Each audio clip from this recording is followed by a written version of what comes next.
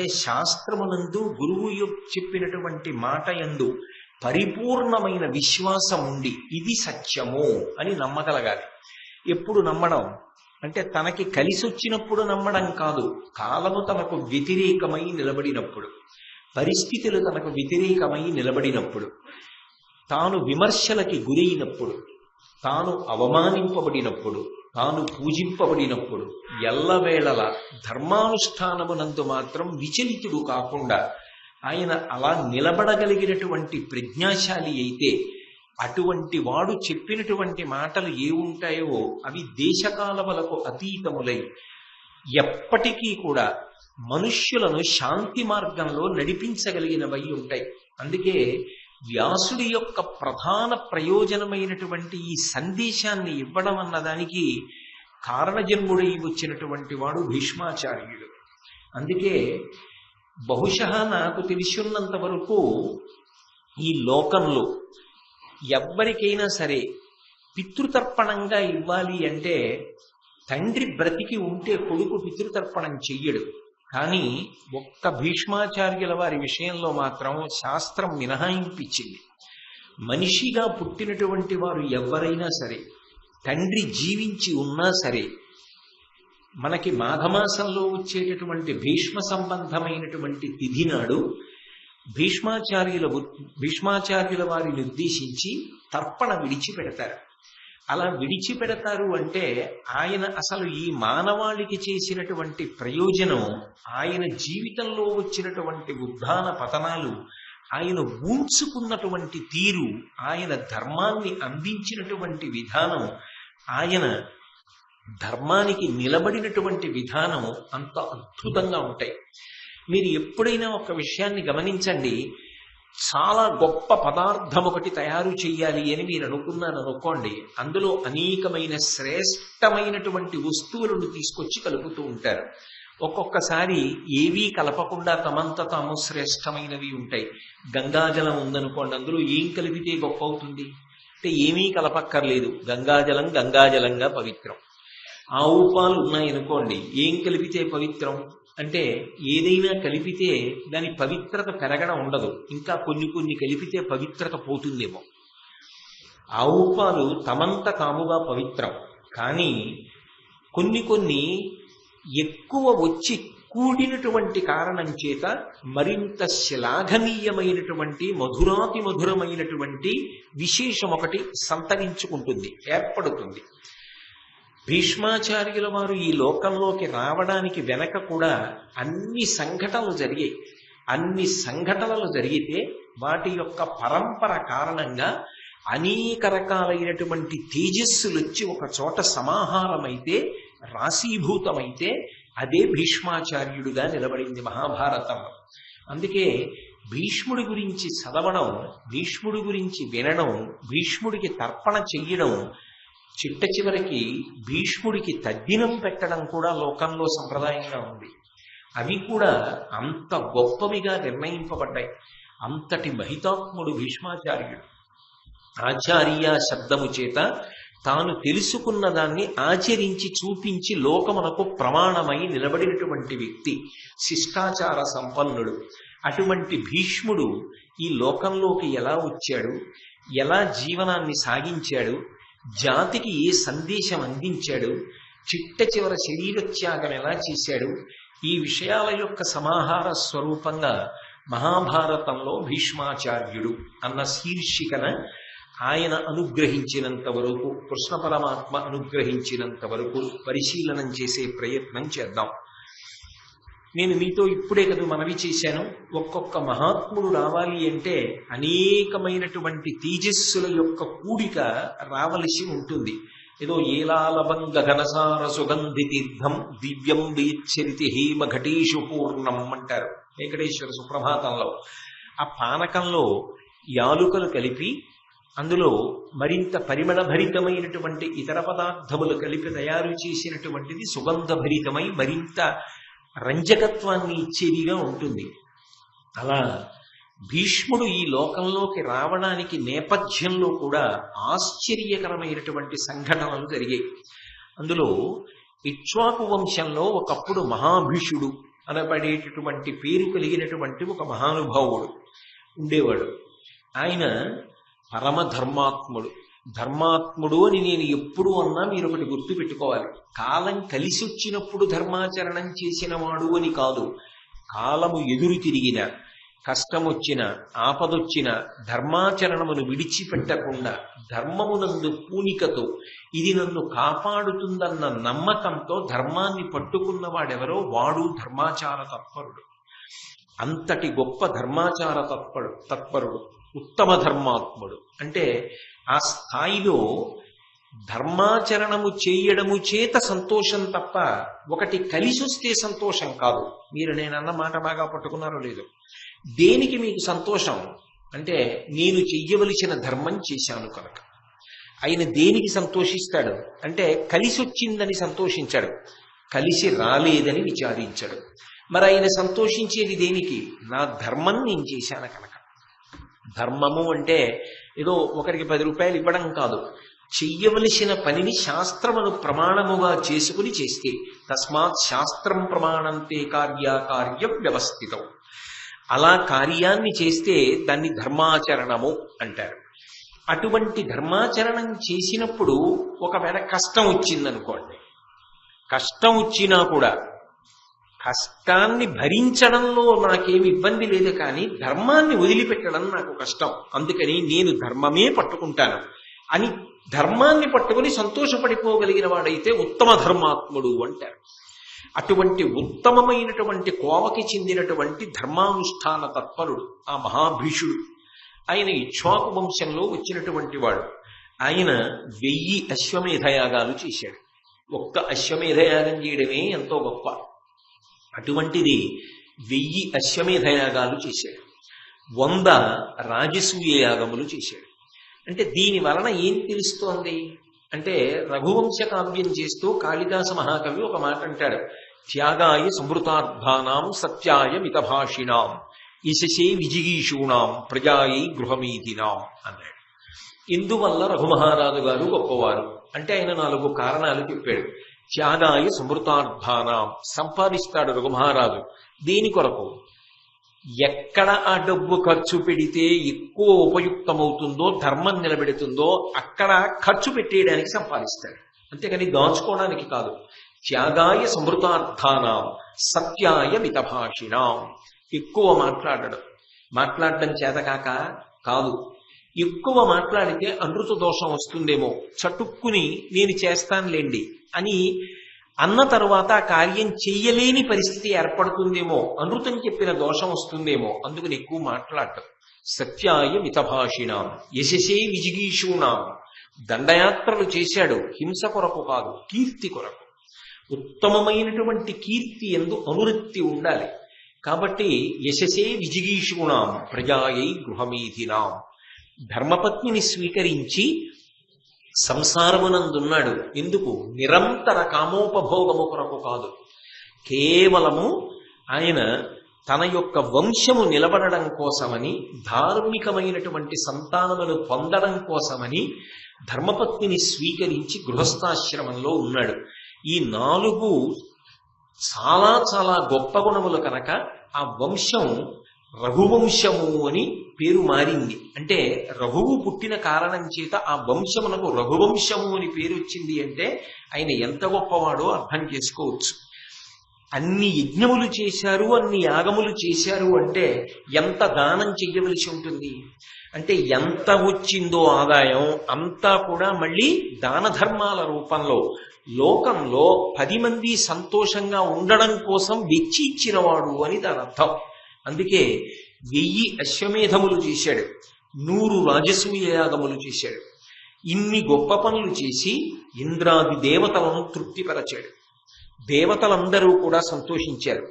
ఇంత గొప్పవాడు తదనంతర కాలమునందు దేవలోకాన్ని చేరుకున్నాడు. దేవలోకాన్ని చేరుకుని ఎంతో సంతోషంగా అక్కడ దేవలోకంలో ఉన్నాడు. మరి చేసిన పుణ్యం ఏం తక్కువ ఉందా? మరి ఇంత పుణ్యం ఉన్నవాడు దేవలోకాన్ని చేరడు, కాబట్టి దేవలోకాన్ని చేరాడు. ఒక రోజున దేవగణములు, ఋషిగణములు అన్నీ సేవిస్తూ ఉండగా చతుర్ముఖ బ్రహ్మగారు ఆధ్యక్షమునందు సభలో ఆసీనుడై ఉన్నాడు. మహాభారతాది గ్రంథములను పఠించేటప్పుడు ఏదో చటుక్కున చదవకూడదు, చాలా జాగ్రత్తగా చదవాలి.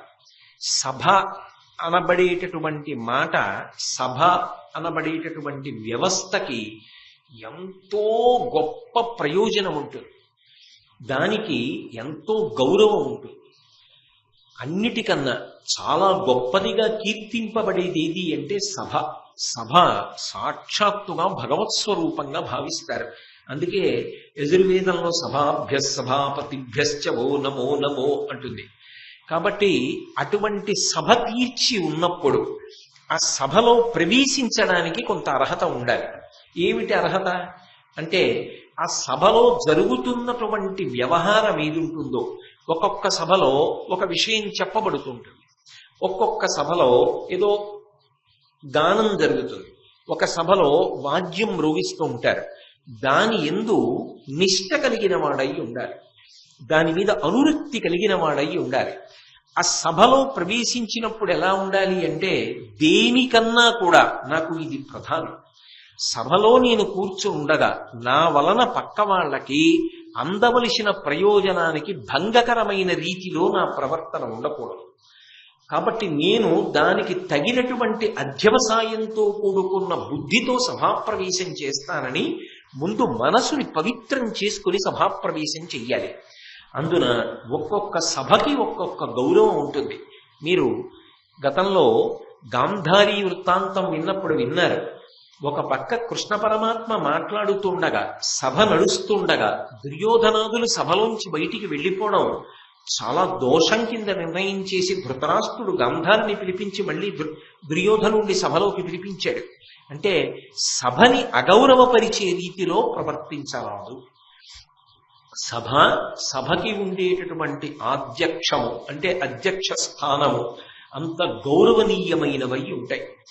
అటువంటప్పుడు సాక్షాత్తుగా చతుర్ముఖ బ్రహ్మగారు సభకి ఆధ్యక్షంలో ఉన్నాడు.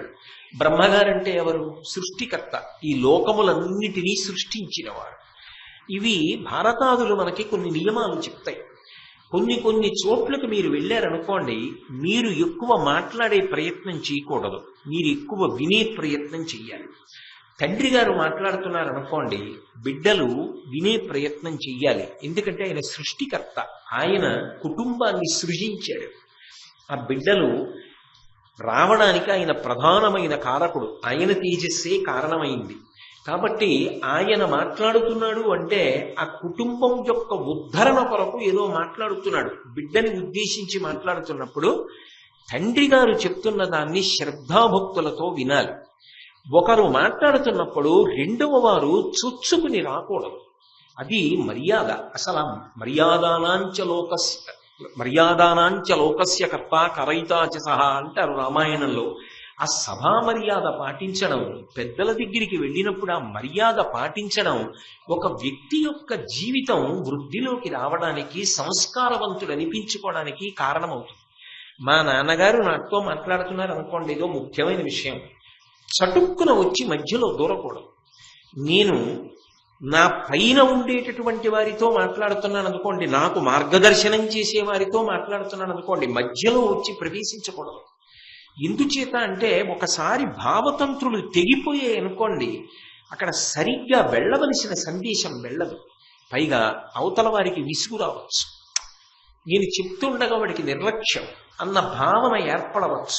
అందుకే మీరు ఎవరితో మాట్లాడుతున్నారు అన్నదాన్ని బట్టి మీరు ఎంత మాట్లాడాలి అన్నదాని మీద ఒక అవగాహన ఉండాలి. సభ అన్న దాంట్లో, సంస్కారం అన్న దాంట్లో అంత మర్యాద ఉంటుంది. తండ్రితో మాట్లాడుతుంటే ఎక్కువ ఆయన చెప్పింది వినాలి, తక్కువ నేను మాట్లాడాలి. నేను మా గురువు గారి దగ్గరికి వెళితే అసలు నేను మాట్లాడే ప్రయత్నం చేయకూడదు. మా గురువు గారు నన్ను ఏదైనా అడిగితే నేను చెప్పవలసి వస్తే ఎన్ని తక్కువ మాటలలో నేను చెప్పవచ్చు అంత మాత్రమే చెప్పాలి.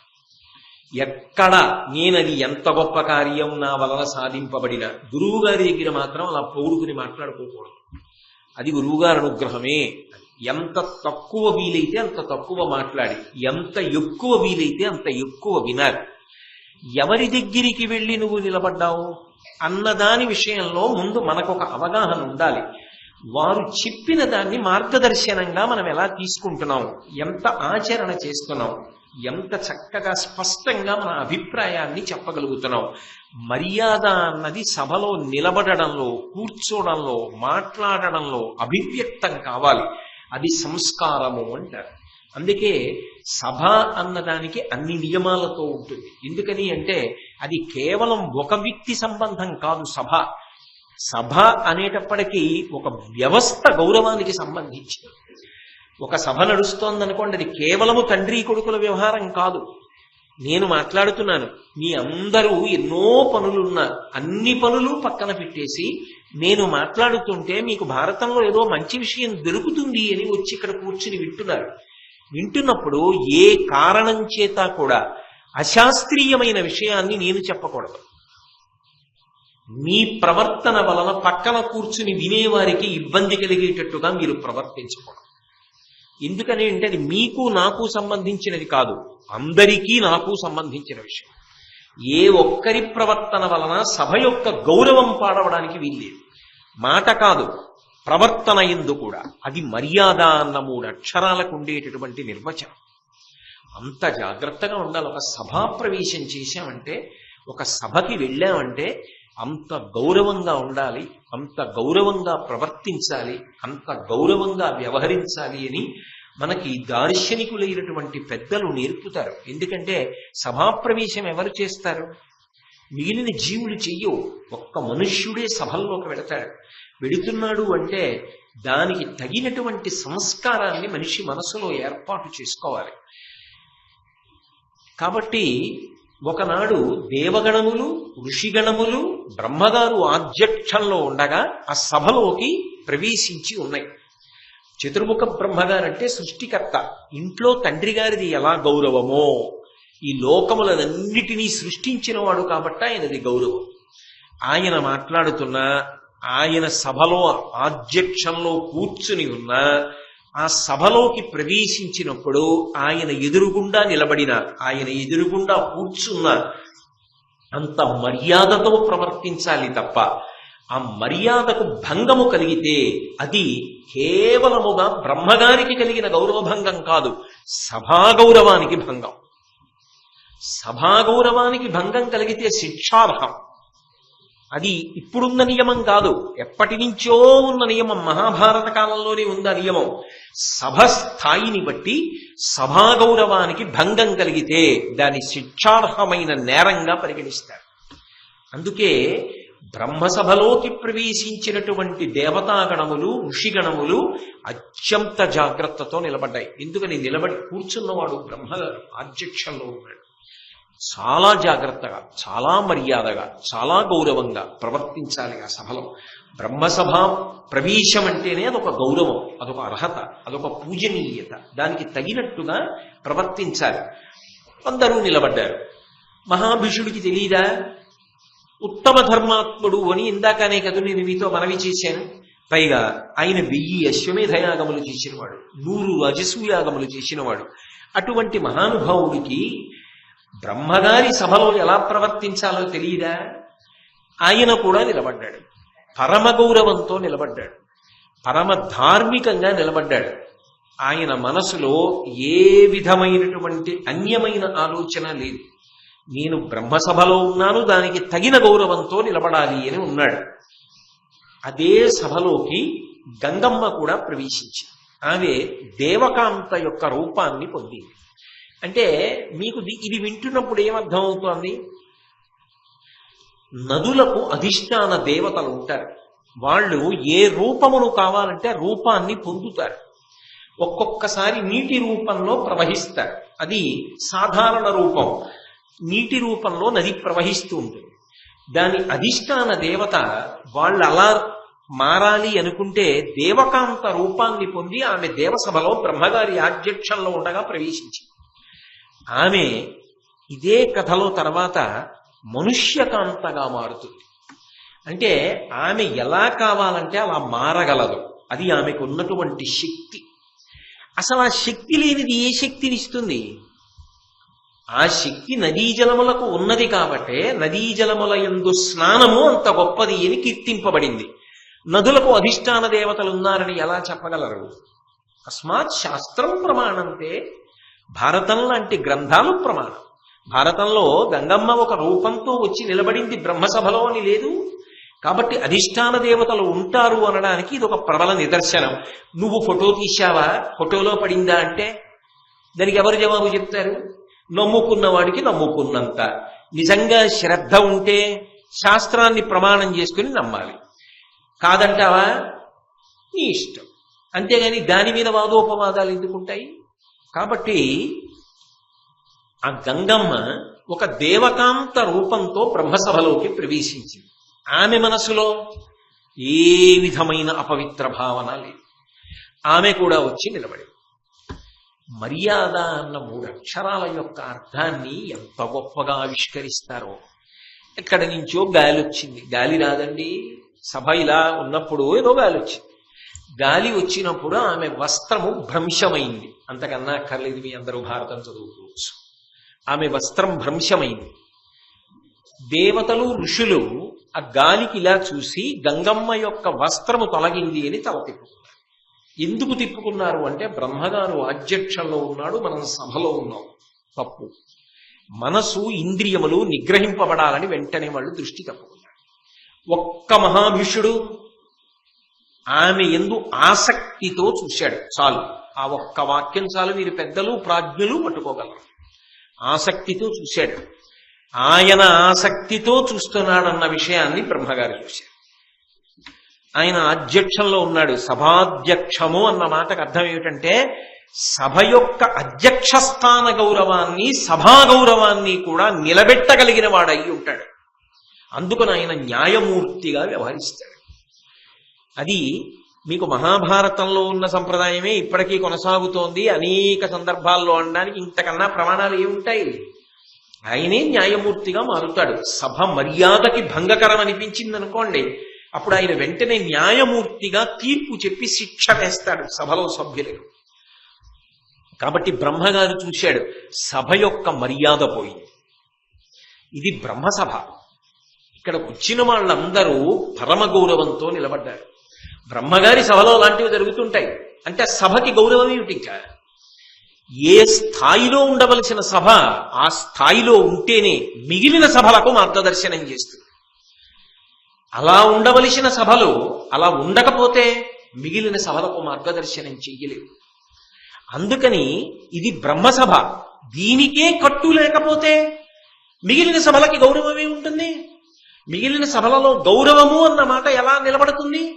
నువ్వు నోటితో ఏమనకపోయినా తల తిప్పుకోవలసిన చోట తిప్పుకోలేదు, ఆసక్తితో చూసావు. కాబట్టి మనుష్యలోకమునందు జన్మించు అని దాని నిరిగి కమలయోని వానికి కరమల్గి మర్త్యయోనియందు పుట్టుమనుచు శాపమిచ్చే ఉనరంగవాడును కరము భీతి కరయుగంబు ముగిచి.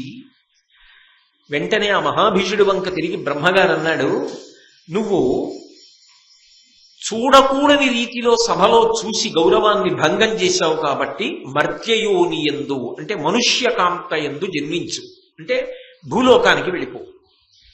ఇన్ని యజ్ఞాలు చేసినవాడు, ఇన్ని యాగాలు చేసినవాడు, ఇంత ధర్మాన్ని ఆచరించినవాడు ఒక సభలో గౌరవాన్ని పాటించకపోతే మళ్ళీ భూమి మీదకు వచ్చేయవలసి వచ్చింది, మనుష్య కాంత యందు పుట్టవలసి వచ్చింది. అంటే ఒక సభ యొక్క గౌరవం విషయంలో రాజీ పడకుండా ఎంత మర్యాదని నిలబెడతారు అన్న విషయాన్ని మీరు గమనించవలసి ఉంటుంది. అదే అహంకారం కోసం కాదు, అది ఒక వ్యవస్థ యొక్క గౌరవాన్ని నిలబెట్టాలి. కాబట్టి నువ్వు మర్త్యయోని యందు జన్మించు అనగానే మహాభీషుడు 2 చేతులు ఎత్తి నమస్కరించాడు. ఆయన ఏమి వాదన చేయలేదు. ఆయన వెంటనే తన దోషాన్ని అంగీకరించాడు. అయితే ఇక్కడ మీకు ఒక అనుమానం రావచ్చు. ఒకటి, ఆయన చేసిన దోషం అంత పెద్ద శిక్ష వేయడానికి అర్హమా అని. ఇక్కడ భగవంతుని యొక్క అనుగ్రహము అనేటటువంటిది ఒకటి ఉంటుంది. మనం ఎవరి గురించి చెప్పుకుంటున్నాం? భీష్మాచార్యుల వారి గురించి. ఒక మహానుభావుడు రావాలి. ఒక మహానుభావుడు రావాలి అంటే, ఆయన మనుష్యలోకంలో పుట్టాలి అంటే ఆయన పుట్టడానికి కారణమైన వ్యక్తి ఎంత తేజోవంతుడై ఉండాలి, తండ్రిగా రావలసిన వాడు. అంతటి మహితాత్ముడు ఈ భూమి మీదకి రావాలి మనుష్యుడిగా. లేకపోతే అప్పటి వరకు లేని వాయువు వచ్చి గంగమ్మ యొక్క వస్త్రం తొలగేటట్టుగా వీచడం ఏమిటి? ఒక్క మహాభిషుడికే ఎప్పుడూ లేనిది అటువంటి ఆలోచన కలిగి ఆమె ఎందు ఆసక్తితో చూడడం ఏమిటి?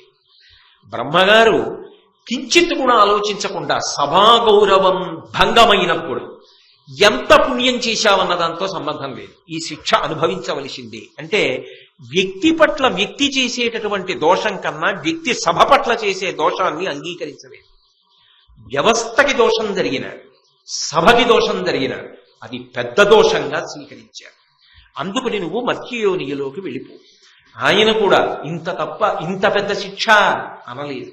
అంటే సభయందు అనుచిత ప్రవర్తన అంత పెద్ద శిక్షకి అర్హమే అంగీకరించాడు మహావిష్ణుడు. ఎంత ధర్మాత్ముడు! వెంటనే ఆయనలోని ధార్మిక స్పృహ మేల్కొంది, అంగీకరించాడు. కానీ 2 చేతులు జోడించాడు. జోడించి ఆయనతో ఒక మాట అన్నాడు, నేను తప్పకుండా మీ ఆజ్ఞ ప్రకారం భూమి మీదకి వెళ్ళి జన్మిస్తాను. కానీ భూమి మీద జన్మించమని మీరు అన్నారు కదూ, అన్నప్పుడు నేను ఒక్క వరాన్ని కోరుకుంటాను. అది ఎవరో మనుష్యుడికి జన్మించడం కాదు.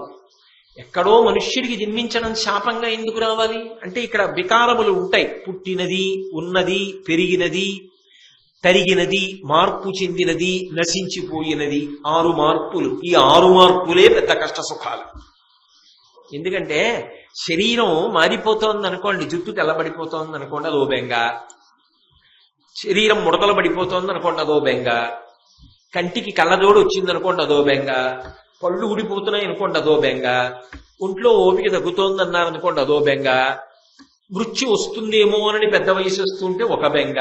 అన్నీ బెంగలే. బెంగ కానిది ఏది? ఏ బెంగ లేదనుకోండి, ఏదైనా వస్తుందేమో అన్న బెంగ.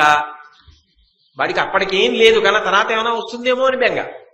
కాబట్టి అసలు నిరంతరం బెంగే, నిరంతరం ఏదో అనుమానమే. ఎందుకంటే వికారములు ఉన్నాయి కాబట్టి. ఇంకంతకన్నా పెద్ద శిక్ష ఏమిటి? అక్కడ భూ మత్స్యలోకంలోకి నీ వికారాలకి తగిన స్థానం. అందుకు ఆయన శాపం ఇచ్చాడు. కానీ భగవతి యొక్క ఆలోచన వేరు. మహాభీషుడు భూమి మీదకి వేరు కారణానికి రావాలి. బహుశా ఎక్కడో మహాభీషుని యొక్క ఆలోచన వేరుగా మారింది. ఆయన అన్నాడు బ్రహ్మగారితోటి, నాకు భూమి మీదకి వెళ్ళడానికి అభ్యంతరం లేదు, భూమి మీద పుట్టడానికి అభ్యంతరం లేదు, కానీ నాకొక్క అనుగ్రహాన్ని కటాక్షించు. భూమి మీద పరమధార్మికుడైనటువంటి రాజర్షి మహానుభావుడు ప్రతీపుడు అనబడేటటువంటి మహారాజు ఉన్నాడు. ఆ ప్రతీపునకు కుమారునిగా పుడతా, నన్ను అలా అనుగ్రహించు, నేను ఆయనకి కుమారుడిగా వెళ్ళడానికి నాకు అనుమతిని కటాక్షించమన్నాడు. అంటే ఒక శాపంలోనే ఒక వరాన్ని కూడా అడుగుతున్నాడు. ఎందుకు అనుగ్రహించాలి? తప్పు చేసిన వాడికి మళ్ళీ నేను ఇలా కావాలండి అంటే ఇస్తారా? అంటే ఆయన అడుగుతున్నది, ఏ ధర్మం తప్పితే పడిపోయాడో మళ్ళీ ఆ ధర్మమునందు ఉంచుకోవడానికి ధార్మికుడు కుమారుడై ఆ తేజస్సు వలన ధర్మమునందు అనురక్తితో ఇటువంటి తప్పు ఎప్పుడూ ఎక్కడా చెయ్యకుండా నేను నిలబడాలి అంటే అటువంటి ధర్మాత్ముడికి కొడుకుని కావాలి. అందుకని నాకు ప్రతీపునకు కొడుకునయ్యేటటువంటి అనుగ్రహాన్ని కల్పించండి, ఆయనకి కొడుకుగా పుడతా భూమి మీద. బ్రహ్మగారు అన్నారు, స్వస్తి, తప్పకుండా అనుగ్రహించాను. అలాగే ప్రతీపుడికి కుమారుడిగా జన్మించు. మహాభీషుడు సభ నుంచి నిష్క్రమించి భూలోకంలో పుట్టాలి. ఈలోగా గంగమ్మ ఆవిడ వెళ్ళిపోయింది. ఆవిడికి ఏమైనా శాపం ఇచ్చారా బ్రహ్మగారు? ఆవిడికి ఏం శాపం ఇవ్వలేదు. ఎందుకు ఇవ్వలేదు అంటే ఆమె దోషం ఏముంది? ఆమె దోషం ఏం లేదు. ఇంతకన్నా నేను విచారణ చెయ్యక్కర్లేదు. కాబట్టి ఆమెకెందుకు శాపం? ఆయన ఆమెకి శాపం ఇవ్వలేదు. కానీ ఆమె వెళ్ళిపోతోంది. ఆమె వెళ్ళిపోతూ ఒక ఆలోచన చేసింది. ఆ మహాభిషుడు పరమ ధార్మికుడు కదా, ఇన్ని రాజసూయ యాగములు చేశాడు కదా, ఇన్ని అశ్వమేధ యాగములు చేశాడు కదా, పరమ భక్తితో పరమ గౌరవంతో జీవించే మనిషి కదా, ఆయనకి తెలియని విషయాలు లేవు కదా, ఇన్ని ఉత్తమ కర్మలు చేసి దేవలోకాన్ని చేరుకున్నవాడు కదా, ఇటువంటి వాడు పాపం నిష్కారణంగా నా మీద ఆసక్తితో చూసి ఇంత పతనం అయిపోయాడే, మళ్ళీ మత్స్యలోకంలోకి వెళ్ళిపోతున్నాడే, నా యందు ఆసక్తితో చూసి పతనమైపోయాడు కనుక నేను కూడా మత్స్యలోకానికే వెళ్ళి ఆయనకి భార్యనై ఆయన ఏ ఆసక్తి నా యందు ప్రదర్శించి పతనమయ్యాడో ఆ ఆసక్తి పరిపూర్ణమవడానికి కారణమవుతాడు అని తాను భావించి ఆయన పట్ల ఆమె జాలిగుంది. అంటే అలా ఎలా జాలిగుంది అంటే నేను మీతో చెప్పాను కదా, ఒక మహాత్ముడు రావాలి. ఒక మహాత్ముడు మహాభీషుడు, ఆయన తండ్రి కాబోతున్నాడు భీష్ముడికి. మరి తల్లి అంతటి మహాపతి, అంతటి గొప్ప పవిత్రమూర్తి రావాలి. గంగమ్మ కన్నా పవిత్రమూర్తి ఎవరు? అందుకని లోకుల యొక్క పాపములను తీయగలిగిన పవిత్రమూర్తి ఆమె తల్లిగా రావాలి. అందుకే ఆమె బుద్ధి అలా ప్రచోదనమైంది. అయి ఈ మహాభీషునికి నేను భార్యనవుతాను అని ఆమె బయలుదేరి వస్తాను. ఈ వస్తున్నప్పుడు వేరొక ఆశ్చర్యకరమైనటువంటి మలుపు తిరిగింది కథ. యనమండుగురు వసువులు బాధపడుతూ భూలోకానికి వెళ్ళిపోతున్నారు. వసువులు అంటే వాళ్ళు దేవతల యొక్క గణములలో ఒక గణమునకు చెందినవారు. గణము అన్న మాటకు అర్థం ఏమిటంటే ఒక్కొక్క సమూహము అని. ఒక్కొక్క సమూహంలో ఉన్న వాళ్ళని ఒక్కొక్క గణము అని పిలుస్తారు. 10వ తరగతి చదువుతున్న విద్యార్థులందరూ ఇక్కడికి రండి అన్నాను అనుకోండి, 10వ తరగతి చదువుతున్న విద్యార్థులు ముందుకు వస్తారు. అదొక గణం. ఇందులో ప్రతి పరీక్షలోనూ 90 మార్కులు అన్ని విషయాలలోనూ వచ్చినటువంటి వాళ్ళు ఇంకొంచెం ముందుకు వచ్చి నించోండి అన్నాను అనుకోండి, వాళ్ళు ఇటు వస్తారు. అదొక గణం. ఇలా విడగొట్టాను అనుకోండి, ఇవన్నీ గణములు అంటారు. ఈ గణములన్నిటికీ నాయకుడు ఎవరుంటారో వాడిని గణపతి అంటారు. ఈ లోకంలో ఎన్ని గణములు ఉన్నాయని మీరు అనుకుంటున్నారో, దేవతా గణములు, ఋషి గణములు, అసుర గణములు, ఎన్ని గణములైనా అంటే అన్ని గణములకు అధిపతి ఎవరంటే గణపతి. ఆయనే వినాయకుడు. వినాయకుడు అంటే విశిష్టమైన నాయకుడు, బాగా నడిపించగలిగిన సమర్థత ఉన్నవాడు. నాయకుడు అంటే బాగా నడిపించేటటువంటి దక్షత ఉండాలి. తానే త్రోవ తప్పితే మిగిలిన వాళ్ళు త్రోవ తప్పుతారు. ఆయనకు ముందు దారి తెలియాలి. ఆయనకి తెలిస్తే కదా మిగిలిన వాళ్ళని నడిపించడం. అలా తెలుసుకుని నడిపించగలిగిన వాడైతే వినాయకుడు. అందుకని గణపతి వినాయకుడైనాడు అన్న మాటకు అర్థం అది. కాబట్టి ఇప్పుడు ఆ వసువులు దేవతాగణములు, అందున వాళ్ళు పితృలోక సంబంధం ఉన్నవాళ్ళు, అందరి చేత పూజింపబడేటటువంటి లక్షణం ఉన్నవాళ్ళు. అటువంటి వసువులు బాధతో భూమి మీదకి వెళ్ళిపోతున్నారు. గంగమ్మ చూసి ఆశ్చర్యపోయింది. ఇదేమిటి, మీరు వసువులు కదా, దేవతాగణాలు కదా, మీరెందుకు భూమి వైపుకి వెళ్ళిపోతున్నారు అని అడిగింది. అలా ఎందుకు అడగాలి అంటే ఆవిడ మనసులో అనుమానం వచ్చింది. మహాభీషుడు భూమి మీదకి వెళ్ళిపోతున్నాడు బ్రహ్మగారి శాపానికి.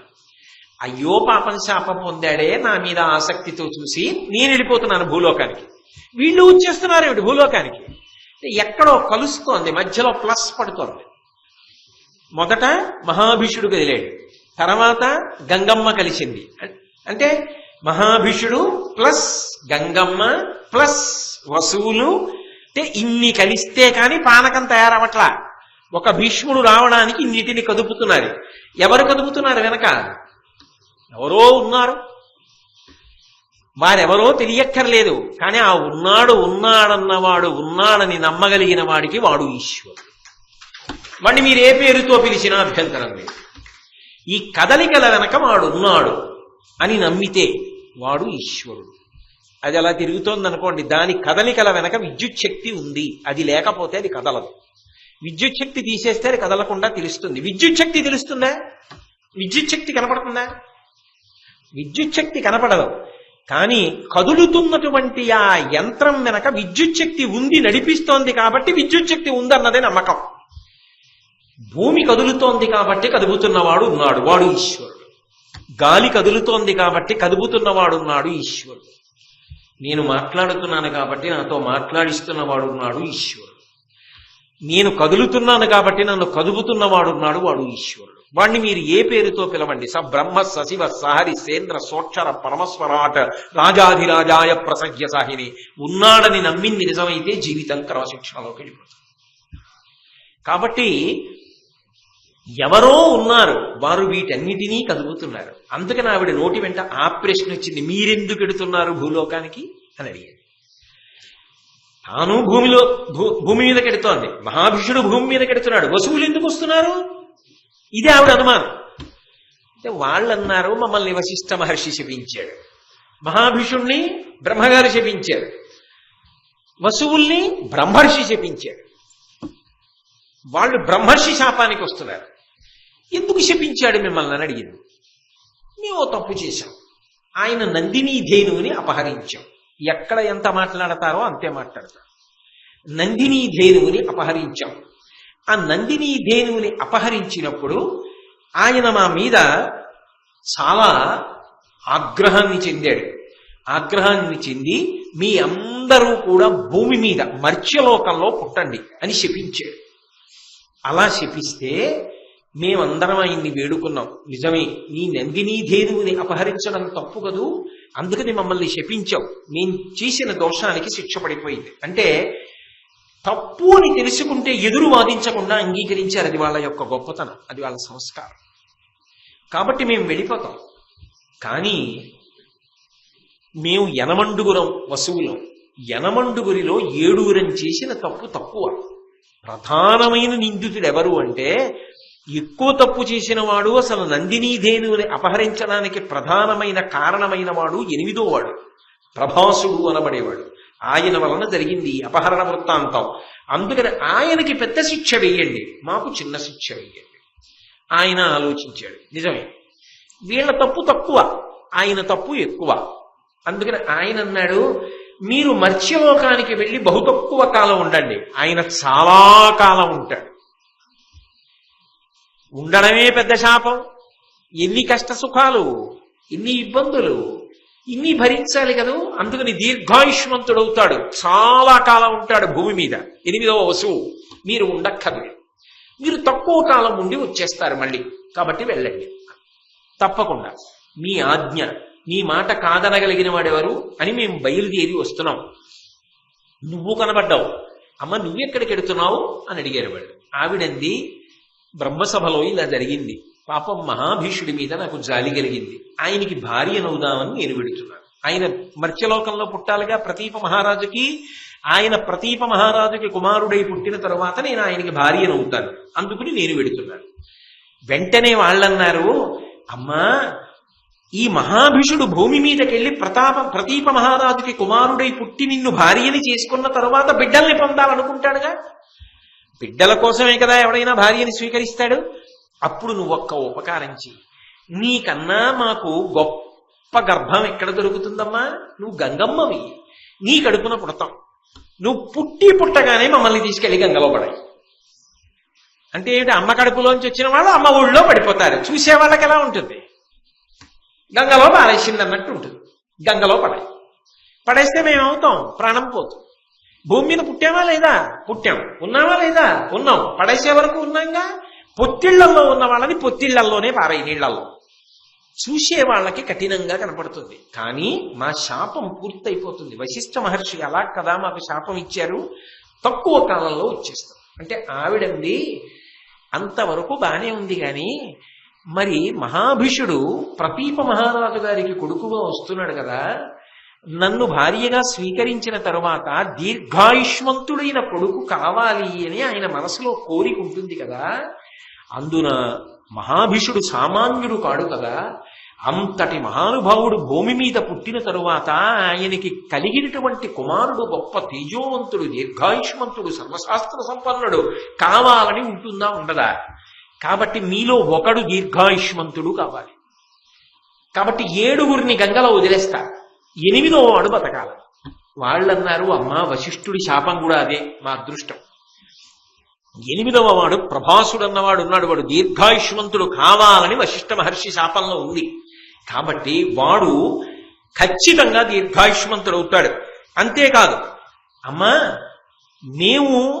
నువ్వు అనుగ్రహించావు కాబట్టి, దేవతాగణాలం కాబట్టి, నిష్కారణ ఉపకారం పొందం కాబట్టి నీకు మేము ఒక ప్రయోజనాన్ని చేస్తాం. ఏమిటా ప్రయోజనం అంటే, మాయందొక్క కళ్ళ తురీయాంశము దాల్చి శుభచరిత్రుండై దీర్ఘాయుష్యుండు అష్టమ వసువు ఆయత భుజుడుండు నీకు ఆత్మోద్భవుడై. మా అందరి యొక్క తేజస్సులోంచి కూడా పావు వంతు తేజస్సు తీసేసి ఆ 8వ వాడు భూమి మీద పుట్టినప్పుడు వాడికి ఇచ్చేస్తాం. ఆ 8వ వాడు వాడి పూర్ణమైన తేజస్సుతో భూమి మీదకి వస్తాడు. అది కాకుండా మా 7 తేజస్సుల్లోంచి పావు వంతు ఆయనకి ఇచ్చేస్తాం. అంటే వసువులుగా ఉంటే 8వ వాడికి ఆయన తేజస్సే.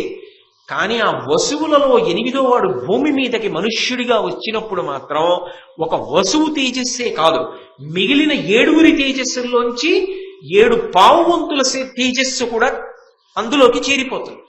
అంటే 7 పావులంటే ఎంత అయింది ఇప్పుడు? 1/3 అంతేనా?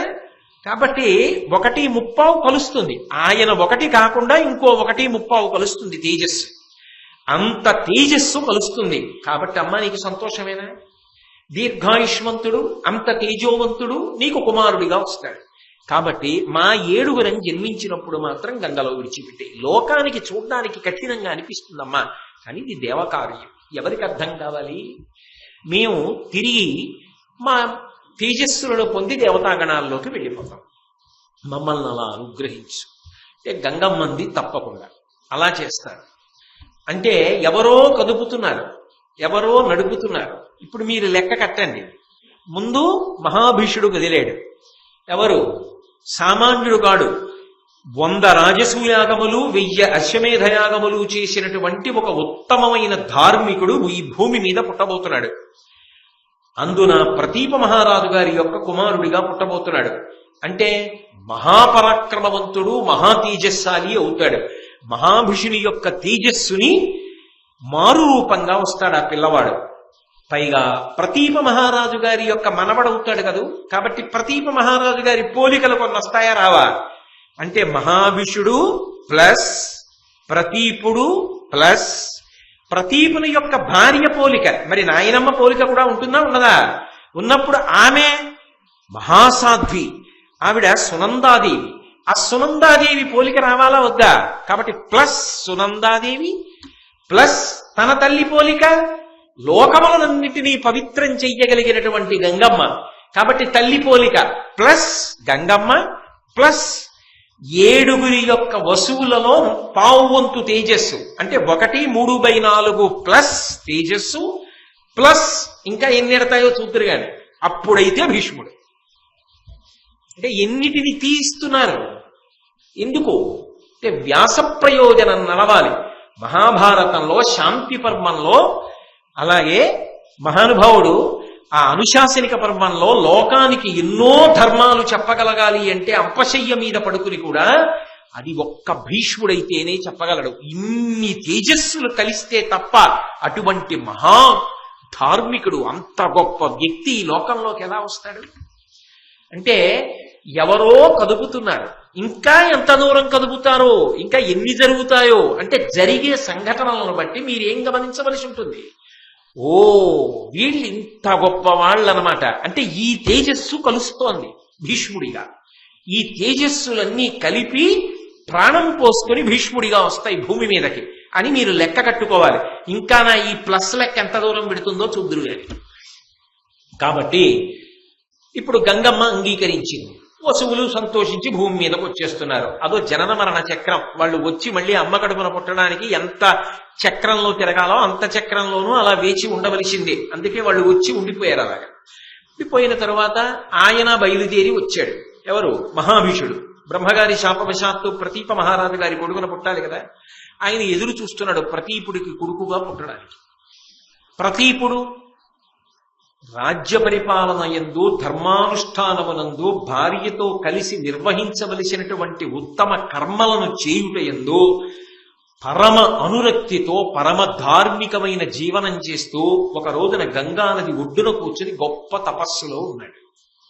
గంగమ్మ బయలుదేరి వెళ్ళి ఆ తపస్సు చేసుకుంటున్నటువంటి ప్రతీప మహారాజు గారి యొక్క కొడి తొడ మీద కూర్చుని ఆమె ప్రతీప మహారాజు గారితో ఒక మాట అంది.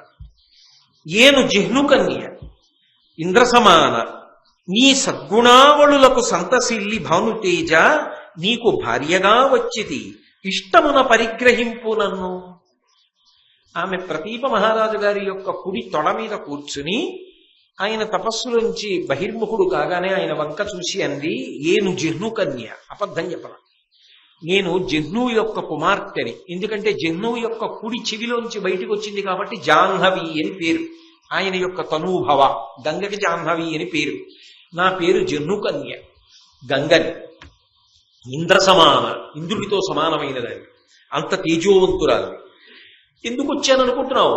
నీ సద్గుణావళులకు సంతసిల్లి, నీ యొక్క సద్గుణముల యొక్క ఆవళులు అంటే వరుసలు, దీపావళి లాగా సద్గుణావళులకు సంతసిల్లి నీ మంచి గుణాలు విని ఎంతో ఆనందించారు. కాబట్టి భానుతేజ, సూర్యుని వంటి తేజస్సున్నవాడా, నీకు భార్యగా వచ్చితి, నన్ను నీ భార్యగా స్వీకరించు, ఇష్టమున పరిగ్రహింపు, నన్ను పరమ సంతోషంగా నీ భార్యగా స్వీకరించు. ఆయన కుడితొడ మీద కూర్చున్నటువంటి ఆమె వంక చూశాడు. చూసి ఆ ప్రతీప మహారాజు అన్నాడు, అనిన ప్రతీపుడిట్లనియే అంబురహానన అగ్నిసాక్షికంబున పరిణీతయైన సతి ఒప్పగా ఒక్కతగాని అన్యులన్ మనమున ఏమియున్ తలప ఇట్టి జితాత్ముగాని నన్ను ఇట్లని పలుకంగ నీ కగునే అన్యుల పలికిన ఎట్లు బెలవై. ఏమమ్మా గంగా, నేను అగ్నిసాక్షిగా వివాహం చేసుకున్నాను సునందాదేవిని. ఆమె నా ధర్మపత్ని. నా యందు కామం ఏర్పడితే అది ధర్మము చేత ముడిపడాలి. ఒక్క సునందాదేవి యందు మాత్రమే కామము తప్ప అన్య స్త్రీలను నేను అటువంటి దృష్టితో చూడను. నేను అటువంటి వాడిని నీకు తెలీదా? తెలిసి కూడా ఇట్టి జితాత్ము అంటే అంత ధర్మాన్ని పాటించేవాడినని నీకు తెలియదా? అగ్నిసాక్షిగా ధర్మేచ అర్థేచ కామేచ నాతిచరామి అని ప్రమాణం చేసి ఎవరిని స్వీకరించానో వారి యందే నా కామము తప్ప అన్య స్త్రీల యందు నా కామం ఉండదు. ఇటువంటి వాడిని తెలిసి కూడా నన్ను భర్తగా పొందుతాను అని ఎలా అనుకున్నావు?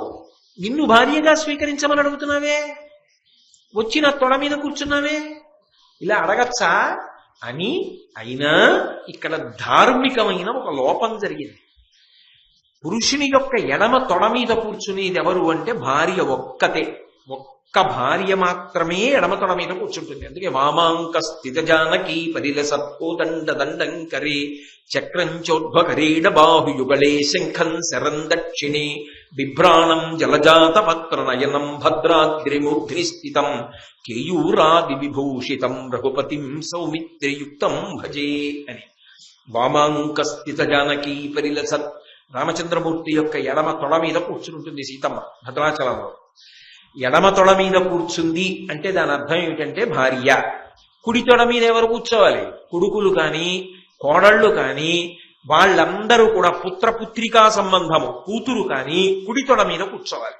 ఎడమ తొడ స్పర్శ అంటే ఎడమ తొడ మీద కూర్చోవడం వాళ్ళకి అంగీకారం కాదు, వాళ్ళు అలా కూర్చోకూడదు, అర్హం కాదు. నువ్వు ఎక్కడ కూర్చున్నావు గంగా? నా కుడి తొడ మీద కూర్చున్నావు. నా కుడి తొడ మీద కూర్చున్నందుకు నువ్వేమవుతావు? నాకు బిడ్డలు లేరు, నువ్వు నాకు కూతురు అవ్వాలి. కానీ నువ్వు ఏ బుద్ధితో వచ్చావు నా దగ్గరికి? నాకు భార్య నమాలని వచ్చావు. నువ్వు నాకు భార్యవి కాలేవు. ఎందుకంటే ఒకటి, ధర్మం అంగీకరించదు. నాకు అగ్నిసాక్షిగా నేను తాళి కట్టిన భార్య ఉంది. 2, కుడితొడ మీద కూర్చున్నావు కాబట్టి నాతో సమానం ఎవరు? నా కుమారుడు. ఆత్మావై పుత్రనామాసి, ఆయనకి భార్య అవుతావు. అయితే నాకు కోడలు అవుతావు. కోడలువి కాబట్టి కుడితొడ మీద కూర్చున్నావు, ధర్మం చెల్లుతుంది. కాబట్టి నువ్వు నా కోడలు అవుతావమ్మా, నా కొడుకు పుడితే అతనికి ఇల్లాలి అవుతుంది. ఆమె చాలా సంతోషం. ఈ మాట అన్నావు, నీ కుమారుడికి ఇల్లాలినవుతానని విడిపోయి. ఇక్కడ మళ్ళీ ఓ అనుమానం వస్తుంది. ఏమండి, అసలు గంగమ్మ బయలుదేరి ఎందుకు వస్తోంది కిందకి? మహాభిషుడు ప్రతీపుని యొక్క కుమారుడిగా వస్తే ఆయనకి నేను ఇల్లాలినవుతాను అని వస్తోంది. ఎవరి తొడ మీద కూర్చుంది? వెళ్ళి ప్రతీపుడు తొడ మీద కూర్చుంది. ప్రతీపుడికి కొడుకుగా వచ్చిన వాడికి భార్యగా వస్తానన్న మనిషి ప్రతీపుడు తొడ మీద కూర్చుని నేను నీకు భార్యను అవుతానని అడగచ్చా అసలు? అప్పుడు ఆయన ఏమవుతాడు? గంగమ్మకి మామగారు అవుతాడు. మామగారు ఎవరితో సమానం? తండ్రితో సమానం. ఆమె ప్రతీపుని యొక్క కుమారునికి భార్యనవుతాను అని వస్తున్నది. ఆయన మామగారు అవుతారని తెలిసి ఆయన తొడ మీద కూర్చోవడం ఏమిటి? కూర్చుని నీకు భార్యనవుతానని అడగడం ఏమిటి? అసహ్యంగా లేదా ఆ విషయం? అసలు అలా ఎందుకు చేసింది గంగమ్మ? అసలు ప్రతీపుడు ఒళ్ళో ఎందుకు కూర్చుంది? వెళ్ళి ఆ తొడ మీద ఎందుకు కూర్చుంది? ఇక్కడ మీరు చాలా జాగ్రత్తగా పరిశీలన చేయవలసి ఉంటుంది. ఆవిడికి మనసులో ఒక అనుమానం ఉంది. ఏమిటా అనుమానం అంటే, మహాభిషుడు అంత గొప్పవాడు కదా, అన్ని యజ్ఞములు చేసినవాడు కదా, అన్ని యాగములు చేసినవాడు కదా, అంతటి ఉత్తమ ధార్మికుడు కదా, అటువంటి వాడికి బ్రహ్మగారు శాపమిచ్చారు నా కారణంగా. అది నాకు తెలిసో తెలియకో ఏం జరిగిందో మొత్తానికి జరిగిపోయింది, నేను కారణం అయిపోయాను. భూమి మీదకి వెళ్ళిపోమన్నాడు. ఆయన వెళ్ళిపోవడం కాదు, ప్రతీపుడు కనపడతాను, నాకు వరం ఇమ్మని బ్రహ్మగారిని అడిగాడు. ఇంత గొప్పవాడు మహాభిషుడు నాకు తెలిసి, అంత గొప్పవాడైన మహాభిషుడే ప్రతీపుని కడుపున పుడతాను అని అడిగాడంటే ఈ ప్రతీపుడు ఎంత గొప్పవాడై ఉండాలి? ఏదో చాలా గొప్ప గుణం ఉండాలి. ఏమిటా గొప్ప గుణం? ఏదో 4 రాజ్యాలు గెలవడమును 12 పులుల్ని చంపడం అదే కాదు, ధర్మనిష్ట ఉన్నవాడై ఉండాలి. ఏమిటైన ధర్మనిష్ట చూద్దాం. లోకంలో తొందరగా ధర్మం పాడైపోయేది ఎక్కడ అంటే ఇదిగో ఇటువంటి సంఘటనలు జరిగింది కాబట్టి చూద్దాం, నిలబడగలడా నిలబడలేడా అని వచ్చి ఆమెకి ముందే తెలుసు కనుక, కోడలే అవ్వాలనుకుంటోంది కనుక ఏం మాట్లాడతాడో చూద్దామని కుడితోడ మీద కూర్చు. ఆయన తన ధార్మిక నిష్ఠ ఏమిటో బయటపెట్టాడు. అందుకే ముందే ఒక మాట చెప్పింది, ఎందుకు వచ్చానో తెలుసా, నీ ఎందు మన్మథానురాగము కలిగి అన్నమాట వాళ్ళ. నీ సద్గుణావళులకు సంతసిల్లి, నీ సద్గుణములకు సంతసిల్లి వచ్చాను. ఇప్పుడు నిలబెట్టుకో నీ సద్గుణాలు. ఏమిటై ఉండాలి ఆయన సద్గుణం? తాళి కట్టిన ఇల్లాలి ఎందు మాత్రమే కామము, అన్య స్త్రీలను తల్లిలా చూడగలిగినటువంటి చిత్తము, మనసు ఎప్పుడూ ధర్మమునందు మాత్రమే ప్రవర్తించడము, ఇవి సద్గుణములు. ఈ సద్గుణములు నీ ఎందు నిరూపణమైతే మహాభీషుడు అందుకు కోరుకున్నాడనమాట. నాకు అర్థమవుతుంది. అప్పుడు నీలాంటి వాడికి అలాంటి వాడు కొడుకుగా వస్తే అమ్మో ఎంత గొప్ప తేజోమూర్తి అవుతాడు, వాడికి భార్యనవడం నాకెంత అదృష్టం. అంటే దీని వెనక ఏదో ఉంది. అప్పుడు నా కడుపున పుట్టి దీర్ఘాయుష్మంతుడయ్యేవాడు ఉన్నాడే, వాడు సామాన్యుడు కాడు, ఏదో ఉంది, గొప్ప ప్రయోజనాన్ని సాధిస్తాడు, మానవ జాతి ఉన్నంత కాలం గుర్తుండిపోయేవాడు అవుతాడు. అందుకు నేను కారణం అవుతానన్నమాట. అందుకు లెక్క కట్టింది ఆవిడ, అందుకు పరీక్షించడానికి వచ్చింది. అంతేగాని అర్థం బద్ధం లేకుండా వచ్చి కుడి తొడ మీద కూర్చున్నది కాదు. అందుకు పద్యంలో ఆ మాట అలా వేశారు అన్నయ్య గారు. ఈ మాటలు వింది చాలా సంతోషించింది. అమ్మా నువ్వు నాకు కోడలు అవుతావమ్మా అని ప్రతీప మహారాజు గారు చెప్పినటువంటి మాట విని ఎంతో సంతోషించినటువంటి గంగమ్మ తప్పకుండా అట్లాగే జరుగుగాక అని ఆమె వెళ్ళిపోయింది. అంతేకాని ఆమె క్రోధాన్ని పెట్టుకోలేదు. ఇదే భీష్మాచార్యుల వారి విషయంలో అయితే అంబ ఎంత దూరం నడిపిందో కథ. అసలు భీష్ముడి జీవితంలో వచ్చే మలుపులు గుర్తు పెట్టుకోవడం చాలా కష్టం. అన్ని మలుపులు తిరుగుతాయి. అన్ని మలుపులు తిరగకపోతే భీష్ముడు ఎందుకు అవుతాడు? అంత గొప్ప వ్యక్తి ఎందుకు అవుతాడు? సాదాసీదాగా నడిచిపోతే జీవితం ఎందుకు అవుతుందండి? మహాత్ముల జీవితం అనేటప్పటికి అందులో ఎన్ని ఉద్ధాన పతనాలు ఉండాలి, ఎన్ని కష్ట సుఖాలు ఉండాలి, ఎంత సహనం ఉండాలి, ఎంత నిలబడగలిగిన ప్రజ్ఞ ఉండాలి. అప్పుడు కదా దార్శనికులు అవుతారు. ఏమీ లేకుండా సామాన్యంగా ఉండిపోతే వాడు మహాత్ముడు ఎందుకు అవుతాడండి? బొత్తి గాలిపోయినా వెలుగునివ్వగలిగినదే దీపం అవుతుంది. అంతేగాని నేను కాలకూడనన్నది దీపం ఎప్పటికీ కాలేదు కదా. అందుకని ఆమె సంతోషించింది. ప్రతీప మహారాజు అనుగ్రహించాడు. కొంతకాలం అయిపోయింది. అయిపోయిన తరువాత ఆయన తన ధర్మపత్ని అయినటువంటి సునందాదేవితో గొప్ప తపస్సు చేసి పుణ్యక్షేత్ర దర్శనం చేశాడు. చేసిన తరువాత ఆయన వృద్ధాప్యంలోకి వెళ్ళిపోతున్నటువంటి సమయంలో ప్రతీప మహారాజు గారికి ఒక కొడుకు పుట్టాడు. ఆ కొడుక్కి శంతనుడు అని పేరు పెట్టుకున్నాడు ఆయన.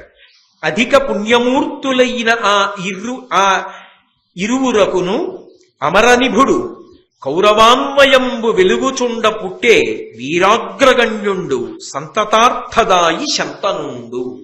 శంతనుడు అని పేరు కలిగినటువంటి కుమారుడు జన్మించాడు. ఎవరికి? అధిక పుణ్యమూర్తులైన ఆ ఇరువురకు.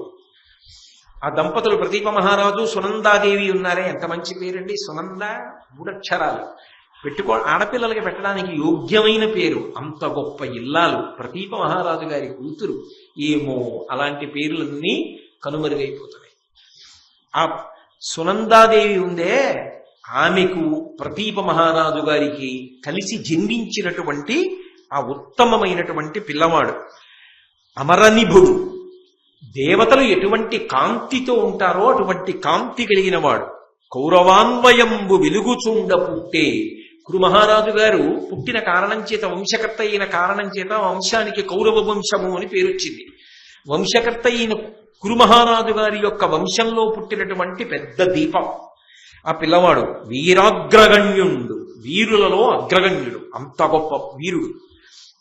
సంతతార్థదాయి శంతనుండు, నిరంతరము దానములను చేస్తూ ఉంటాడు. అందరి యొక్క కోర్కెలను తీర్చగలిగిన వాడు.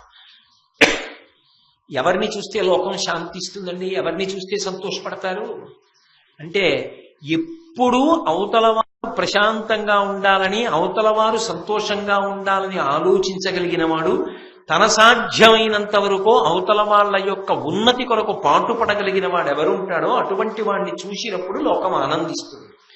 శంతన మహారాజు గారి యొక్క జీవితం కూడా అటువంటిది. అందుకే సంతతార్థదాయి శంతనుండు. ఈ పిల్లవాడు పెద్దవాడయ్యాడు. ఈ పిల్లవాడికి యవ్వరాజ్య పట్టాభిషేకం చేశాడు ప్రతీప మహారాజు. కానీ పెళ్లి చేయలే.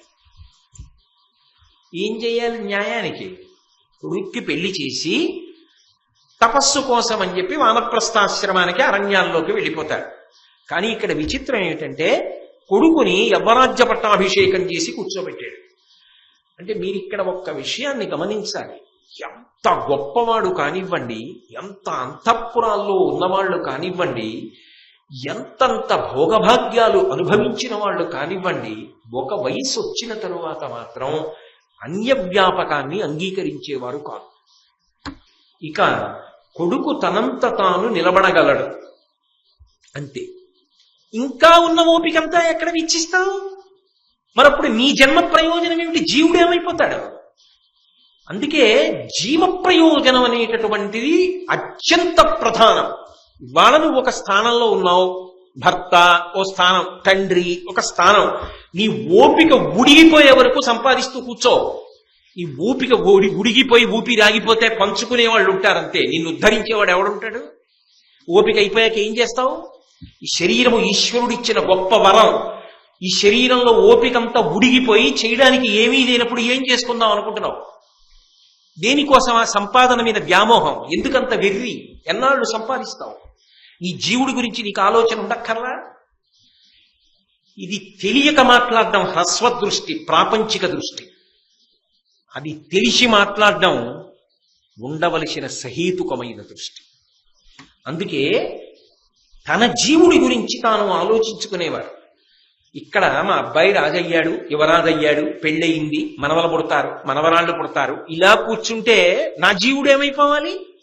అందుకని ఇన్ని ఉన్నవాళ్ళు వదిలిపెట్టి భార్యను తీసుకుని వానప్రస్థానికి వెళ్ళిపోయి వానప్రస్థంలో తపస్సు చేసి తరించిపోయారు. అవి మార్గదర్శనం చేస్తాయి మనకి. ఏ వయస్సులో మనిషి ఎలా బ్రతకాలో నేర్పుతాయి. లేనినాడు ఎలా నిన్ను నువ్వు దిద్దుకుంటావు, ఎలా నిన్ను నువ్వు ఉద్ధరించుకుంటావు. ఉద్ధరేణ ఆత్మనాత్మానం. నిన్ను నువ్వు ఉద్ధరించుకోవాలి, నిన్నెవడో ఉద్ధరిస్తాడని నమ్మకం.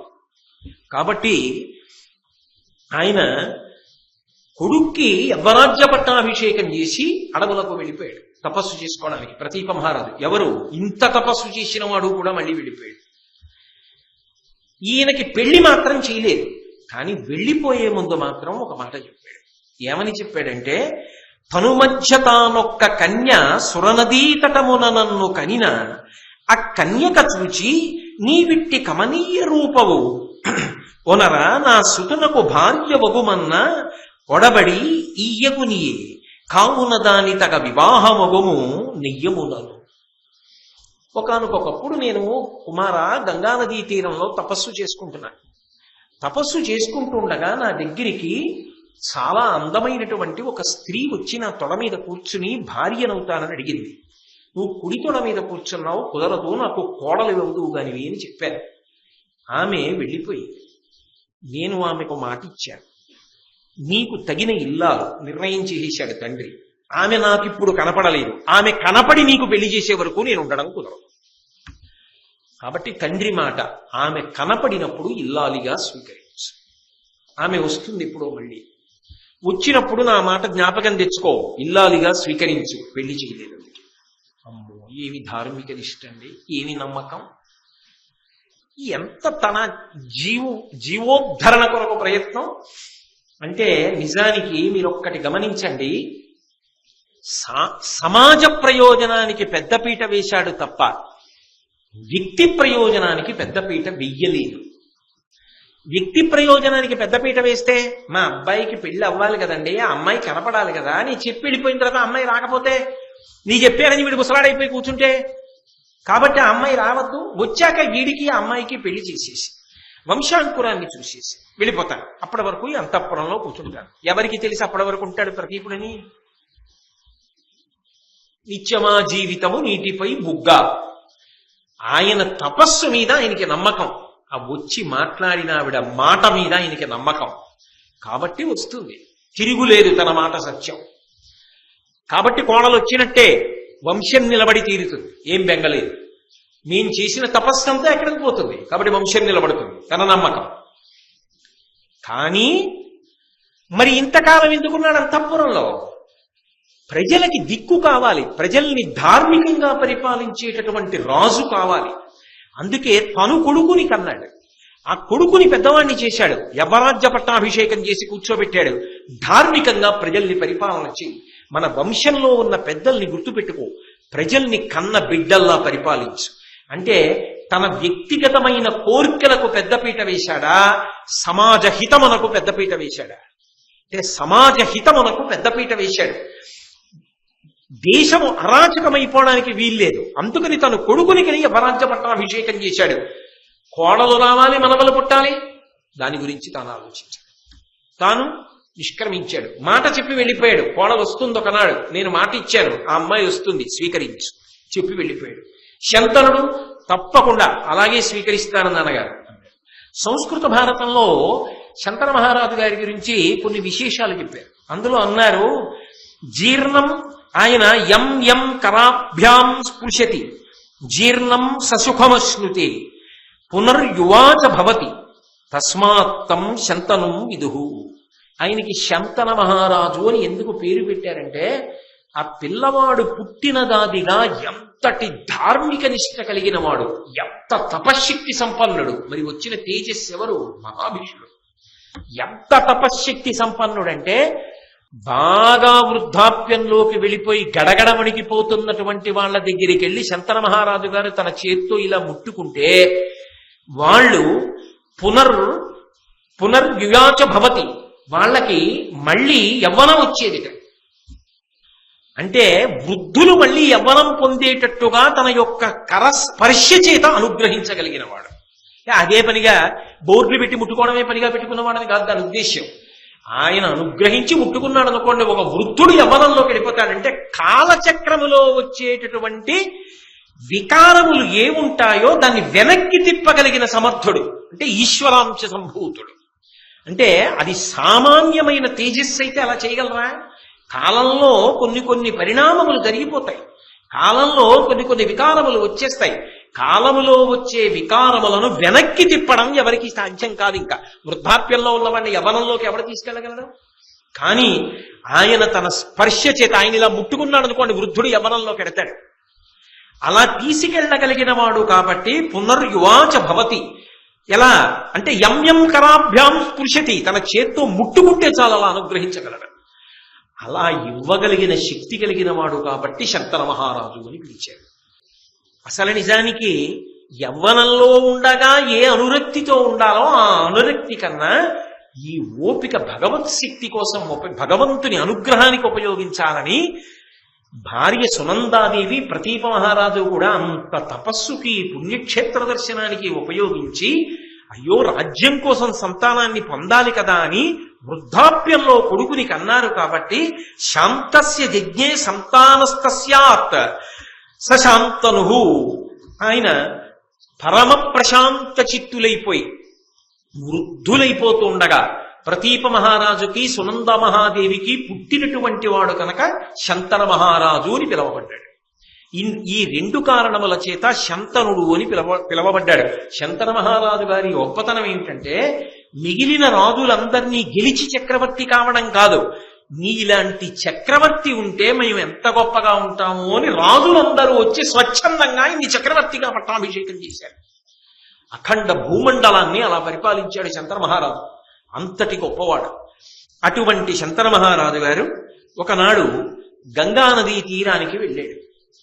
వేటాడుతున్నాడు. వేట అనేటటువంటిది మీకు నేను ఇతపూర్వం కూడా మనవి చేశాను, ఏదో ఉన్మత్తతతో చేసేది కాదు.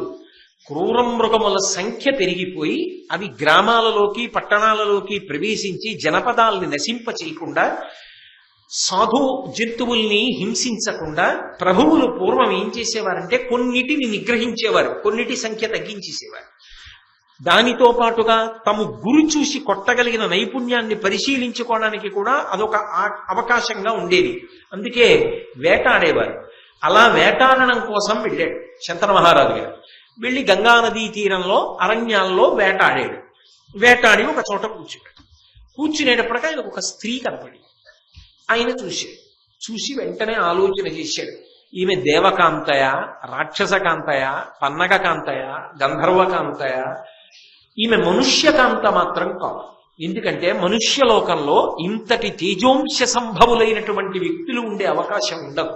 ఈమె గొప్ప స్వభావంతో గొప్ప తేజస్సుతో కనపడుతోంది అని ఆమె యందు అనురక్తుడయ్యాడు.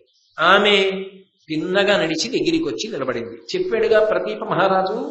వచ్చి ఆమె ఒకటే మాట అంది, ఏమీ చెప్పలేదు తన గురించి. అదే ప్రతీప మహారాజు గారికి అయితే చెప్పింది, నేను జాహ్నవిని అని చెప్పింది. శంతన మహారాజు గారికి అయితే చెప్పకుండా నీవు నా యందు అనురక్తుడవైనట్లుగా నాకు అనిపిస్తోంది, నేను నీకు భార్యనవుతాను, నాకు అభ్యంతరం లేదు, నీవు నన్ను భార్యగా స్వీకరించి సంతోషంగా నీవు కోరుకున్న సుఖములను అనుభవిస్తూ ధార్మికంగా రాజ్యాన్ని పరిపాలన చేద్దుగాని. కానీ నాకు కొన్ని షరతులు ఉన్నాయి. ఆ షరతులకు నువ్వు అంగీకరిస్తేనే నేను నీకు భార్యనవుతాను. ఏమి షరతులని అడిగాడు ఆయన. ఆయనకి ఒకలా వినపడుతుంది, ఎందుకంటే అప్పుడు మంచి అనురక్తుడై ఉన్నాడు కదూ. అందుకని ఆమె మాటలు అంత త్రోసిపుచ్చవలసినవిగా ఆయనకి అనిపించలేదు పాపం. ఆమె పెట్టిన మొదటి షరతు ఏమిటంటే, నేను ఏది చేసినా నువ్వు అంగీకరించాలి. ఇది ఎందుకు చేశావు అని అడగకూడదు.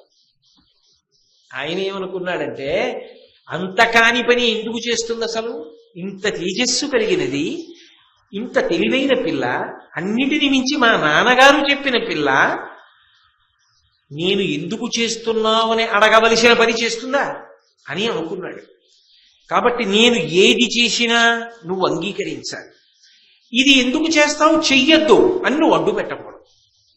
మీరు బాగా వింటున్నారో లేదో? నేను చేసినది అంగీకరించాలి, ఒప్పుకోవాలంటే అవును మంచి పని అనాలి. అప్పటికి నీకు అది మంచి పనిలా అనిపించినా అనిపించకపోయినా అదేమిటలా అని అనకూడదు. అది మంచి పనే అని నువ్వు అంగీకరించాలంతే. ఒకవేళ నీకది మంచి పనిలా అనిపించకపోయినా అడ్డు పెట్టకూడదు. అలా ఎందుకు చేస్తావు, చెయ్యొద్దు అనకూడదు, అంతే వెళ్ళిపోతా. అడ్డు పెట్టకూడదు. పరుషంగా మాట్లాడకూడదు. పరుషంగా మాట్లాడితే ఉండను, అంటే నా మనసు బాధపడేలా మాట్లాడకూడదు. అలాగే నాకు నచ్చని మాటలు మాట్లాడామనుకో ఏవైనా, అంటే అది వింటున్నప్పుడు నన్ను అంటున్నవే ఇలా అంటున్నాడు కానీ అని అర్థమయ్యేటట్టుగా నా మనసుకి నచ్చనివి నా మీద పెట్టి మాట్లాడకుండా కాకి మీదో పిల్లి మీదో పెట్టి నాకు అన్వయం అయ్యేటట్టుగా నువ్వు మాట్లాడినా నేను వెళ్ళిపోతా. ఎందుకు ఇంత జాగ్రత్త తీసుకుంటుంది ఆవిడ? ఆమె వసువులకు వరం ఇచ్చింది, మిమ్మల్ని 7గురిని నా కడుపున పుట్టగానే గంగలో పడేస్తానని చెప్పింది. ఏ తండ్రి ఒప్పుకుంటాడు? ఏ తండ్రి అయినా సంతానాన్నే కదా కోరుకుంటాడు. అందులో కొడుకు, అందులో రాజవంశాల్లో కొడుకులంటే మాటల వంశం నిలబడద్దు, పితృకార్యాలు నడవద్దు, పితృరుణం తీరద్దు. వాడంతట వాడు ఏదో మరణించాడయా అంటే అర్థం ఉంది. కడుపున పుట్టిన బిడ్డని చక్రవర్తి అనాథల్ని రక్షిస్తాడు. తన కడుపున పుట్టినటువంటి బిడ్డల్ని, ఆ బిడ్డల్ని కన్న తల్లి పుత్తిళ్లలో పట్టుకెళ్ళి గంగలో మారేస్తుంటే ఊరుకోగలడా తండ్రి? ఆయన రాచరికం కన్నా తండ్రితనం మేల్కొంటుంది. ఏం పనిలేవి అంటాడా అంటే వెళ్ళిపోతా. అంటే ఇప్పుడు నా యందు అనురక్తి ఉంటే, అసలంటూ ఉంటే వడ్డీ ఉంటుంది, ఇంకో కొడుకు పుడతాడేమోలే, పోన్లే ఊరుకుందాం అని ఊరుకోవాలి. ఆ 7 నేను ఇచ్చిన వరం పూర్తయిపోవడానికి ఈ మాట అడ్డు పనికొస్తుంది. ఎంతకాలం పనికొస్తుంది అంటే ఈశ్వర ఇచ్ఛ వరం పూర్తయ్యే వరకు పనికి రావాలి. కాబట్టి ఇప్పుడు ఆమె తన కార్యము సఫలమవడానికి వీలైనటువంటి రీతిలో షరతులు పెట్టి శంతన మహారాజు గారికి భార్య అయింది. తెలుగు భారతంలో అయితే పెండ్లాడాడు అనే ఉంది. వివాహం చేసుకున్నాడు, పెండ్లి ఆడి అని రాశారు నన్నయ్య గారు. భార్యగా పెండ్లాడి స్వీకరించాడు. నేను సత్యవతీదేవిని మాత్రమే పెళ్లి చేసుకున్నాడు శంతన మహారాజు అని తెలుగు భారతాన్ని బట్టి చెప్పడం కష్టం. పెండ్లాడి ఆమెతో సంతోషంగా జీవనం చేస్తున్నాడు. మళ్ళీ వెనక నుంచి ముందుకు ఒకటి గుర్తు తెచ్చుకోండి, ఇప్పుడు ఆమె మనుష్యకాంతగా ప్రవర్తిస్తుంది. ఎందుకని? మహాభీషుడు అక్కడ దేవలోకంలో ఉన్నవాడు మనుష్యుడిగా వచ్చాడు బ్రహ్మశాపానికి. ఈమె కూడా మనుష్యకాంత అయితే తప్ప మర్త్యలోకంలో వసువులు పుట్టే అవకాశం లేదు మనుష్యుల్లా. అప్పుడు కాని వశిష్ఠ శాపం తీరదు. తాను అనుకున్నది కూడా పూర్తయిపోతుంది. మహాభీషుడు తన యందు అనురక్తుడయ్యాడు, ఆయన కోరిక తీర్చేశాడు. ఇన్ని జరిగిపోవాలి అంటే తాను కూడా మనుష్యకాంతగా మారిపోవాలి. అందుకే ఒక నదిగా ప్రవహించగలిగినది, నదికి అధిష్టాన దేవత అయినది, ఒకనాడు బ్రహ్మసభలో దేవకాంతగా నిలబడినది, ఇవాళ మనుష్యకాంతగా నిలబడి శంతన మహారాజు గారితో కలిపి ధార్మికంగా సంతోషంగా జీవనం చేస్తారు. వాళ్ళ యొక్క అనురాగ ఫలంగా ఒక కొడుకు పుట్టాడు. ఆ కొడుకు పుట్టినప్పుడు ఎంత సంతోషంగా ఉంటుందండి, ఏ తండ్రికైనా ఆనందమే కదా. అందుకే కొడుకు పుట్టాడనగానే అందులో అంతఃపురంలో ఎంత సంబరం, బా కొడుకు పుట్టాడని రాజ్యం అంతా ఎంత సంబరం. ఈమెకి తెలివొచ్చింది. ఆ నెత్తుటి గుడ్డు ఆ పిల్లవాడిని చేత్తో పట్టుకుంది, తిన్నగా నడిచి వెళ్ళి గంగానదిలో పారేసి తిరిగి వచ్చింది.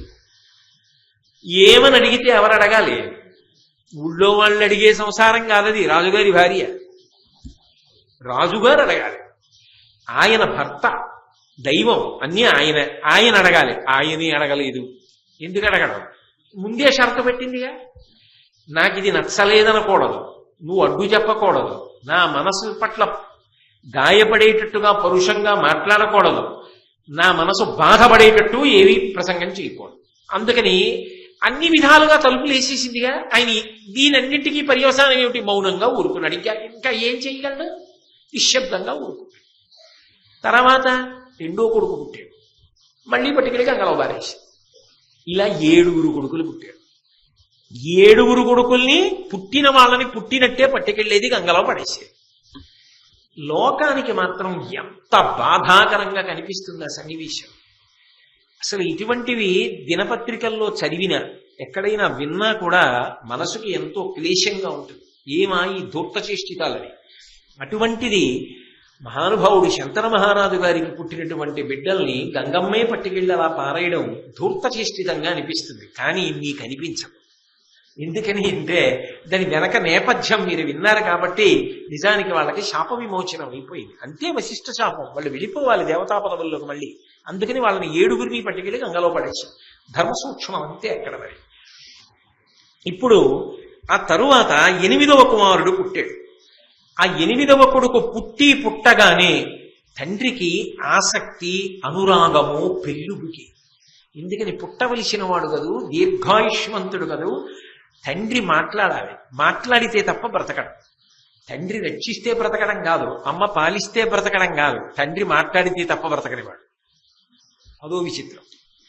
అందుకని బాగా ఆసక్తి కలిగిందనుకోండి, బాగా అనురక్తి కలిగిందనుకోండి, ఈ దిక్కుమాలిన భార్య కన్నా వీడున్నా చాలు, నువ్వు వెళ్ళిపోతే వెళ్ళిపో, కానీ అబ్బా నేను చూడలేను ఈ పుత్రశోకం, నాకు కొడుకుంటే చాలు, నువ్వు వెళ్ళిపోతే వెళ్ళిపో, నేను కాదంట అని అనుకోవాలంటే ఎంత వ్యామోహం పుట్టాలి. ఆమెను వదిలేసినా పర్వాలేదులే, పోతే పోని అని ఆమె మీద ప్రేమ కన్నా ఈ బిడ్డడి మీద ప్రేమ ఎక్కువ కావాలి. అంటే 7 పుట్టినప్పుడు లేని ప్రేమ 8వ వాడు పుట్టినప్పుడు ఎక్కువైంది. కారణం వెనకెవరు? వశిష్ఠ మహర్షి యొక్క శాపం ఉంది. ఆ శాప ప్రభావము ఈయన మనసు మీద ప్రభావం చూపిస్తోంది. నేను మీతో అన్నానుగా, అన్నీ కనపడతాయా కంటికి? కనపడవు, కనపడకుండా తిప్పుతుంటుంది ప్రపంచాన్ని. కాబట్టి ఇప్పుడు వశిష్ఠ శాప ప్రభావం ఒక్కసారి శంతన మహారాజులో పుత్రుడి మీద అపారమైనటువంటి ప్రేమ కలిగి ఆయన అన్నాడు, ఆ గంగమ్మ వంక చూసి, పడయంగరాని కొడుకుల కడు పలువుర బడసి పుత్రఘాతినివై ఈ కొడుకు ఉదయార్కు తేజుని విడువగనే నోపననుచు వేడుకతోడన్. చిన్న పద్యమైనా ఎంత పెద్ద మాటలు, తండ్రితనానికున్న గాంభీర్యం, ఆ ప్రేమ వాత్సల్యం రంగరించి ముద్ద చేసి సిరాలో కలిపి పద్యంగా రాసేశారు. పడయంగరాని కొడుకుల. లోకంలో ఈ వస్తువు కొనుక్కుందామంటే ఏదో కష్టపడి కొనుక్కోవచ్చేమో, ఈ ఇల్లు కట్టుకుందామంటే కట్టచ్చేమో, రాజ్యం సంపాదిద్దామంటే సంపాదించి రాజు కావచ్చేమో, ఎంత పెద్ద పదవినైనా పొందవచ్చేమో, సాధన చేస్తే ఏ విద్యలోనైనా ప్రవీణుడు కావచ్చేమో. ఈశ్వరానుగ్రహం ఉంటే తప్ప కొడుకు పుట్టాలంటే మాత్రం పుడతాడా? ఇన్నాళ్ళ అల్లా 7 పోయినప్పుడు ఈ మాట 8వ వాడి దగ్గర అంటున్నాడు శంకర మహారాజు. పడయంగరాని కొడుకుల. పుట్టమంటే పుట్టేవాళ్ళు కారే సంతానం, అందున కొడుకే. నా కోసం కాదు, ఈ సింహాసనానికి వారసుడు, ఈ రాజ్యాన్ని పరిపాలించాలి, ప్రజలకి మార్గం చూపించాలి. అది అటువంటి బిడ్డలు లేరని ఏడ్చిన వాళ్ళు ఎందరో ఉన్నారు రాజులు. నా అదృష్టం 8 పుట్టారు, 7 చంపేశావు.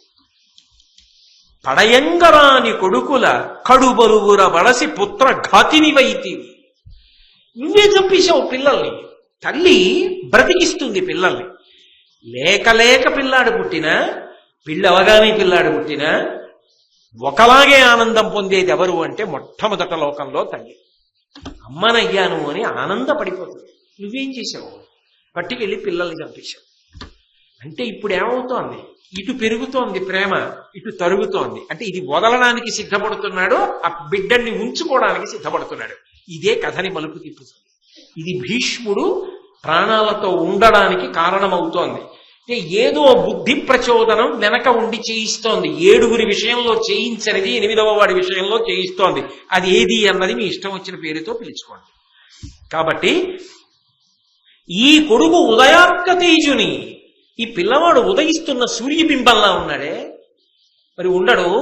వాడి తేజస్సు ప్లస్ 1:30 తేజస్సు, అటు వసువుల తేజస్సు, గంగమ్మ తేజస్సు, మహాభిషుడి తేజస్సు, ప్రతీపుడి తేజస్సు, సునందాదేవి తేజస్సు, ఇన్ని తేజస్సులు కలిసిపోయిన వాడు ఉదయార్క బింబంలా ఉండకపోతే ఇంకెలా ఉంటాడు? వాడు పెరిగి పెద్దవాడైతే మధ్యందిన మార్తాండ బింబంలా ఉంటాడు.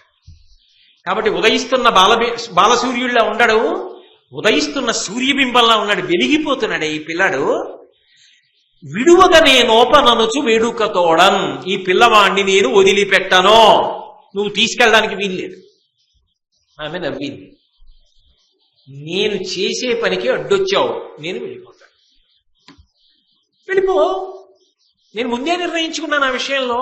వెళ్ళిపోతే వెళ్ళిపో, నాకేం అభ్యంతరం లేదు. కానీ ఈ పిల్లవాడిని తీసుకెళ్లి గంగలో పడేయడాన్ని మాత్రం నేను అంగీకరించు. ఆమె అంది, సరే ఈ పిల్లవాడిని తీసుకెళ్లి గంగలో పడేయను, కానీ ఈ పిల్లవాడిని నాతో తీసుకెళ్ళిపోతాను. అదేమిటి?